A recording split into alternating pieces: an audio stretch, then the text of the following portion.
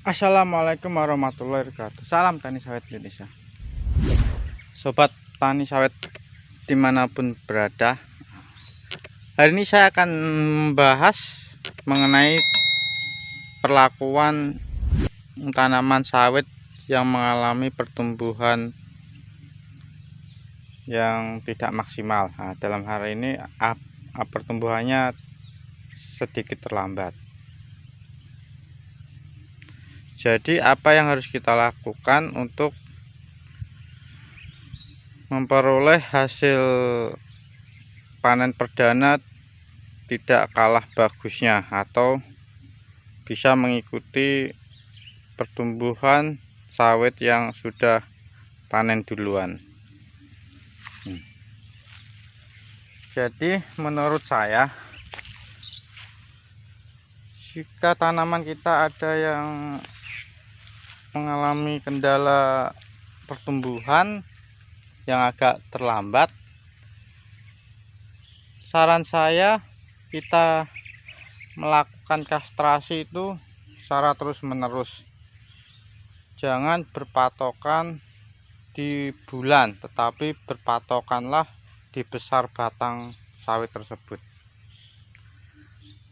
Sudah saya buktikan di lingkar batang 2,4 sampai 2,5 itu akan menghasilkan buah sawit 5 kilo sampai 6 kilo. Jadi kita berpatokannya dengan tanaman sawit yang pertumbuhannya tidak maksimal, kita harus berpatokan di panjang lingkar batang sekitar 2,5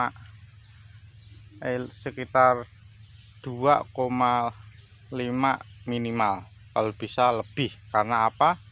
Karena waktu panen perdana pun buahnya pun agar hasilnya sama seperti yang sudah panen duluan.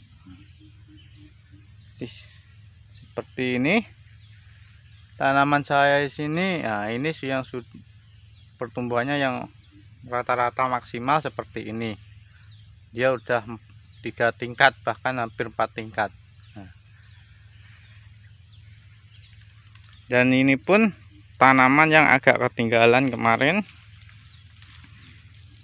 Saya kastrasinya pun ini di lingkar batang 2,6an.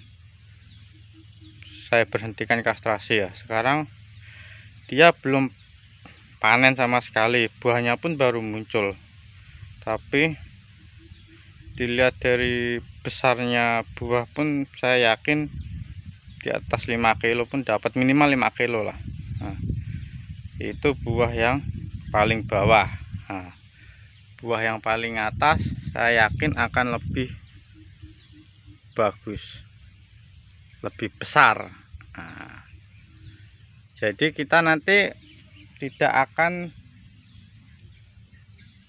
dipanen berikutnya di usia 33 bulan, 34 bulan itu tidak akan menemukan yang namanya buah pasir lagi, tapi buahnya sama rata. Nah, dan pertumbuhan waktu kastrasi itu akan mempercepat pertumbuhannya, karena peresapan pupuk itu fokus di pohonnya, di batangnya. Nah, tidak terganggu dengan kemunculan buah.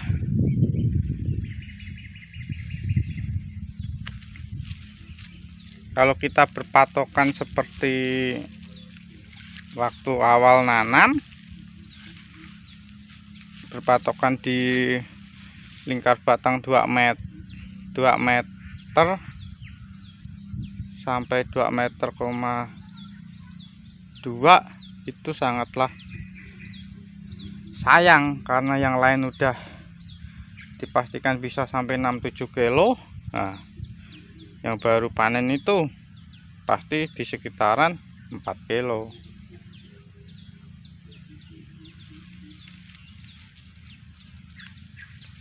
Saran saya mendingan kita besarkan bonggolnya agar bisa panen dengan berat sawit yang sama seperti pohon-pohon yang udah panen duluan.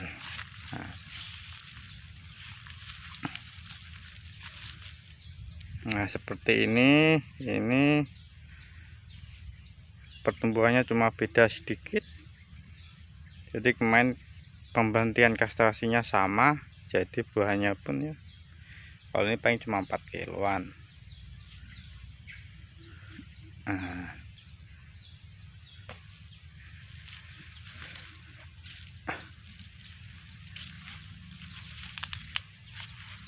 Seperti ini bosku ya.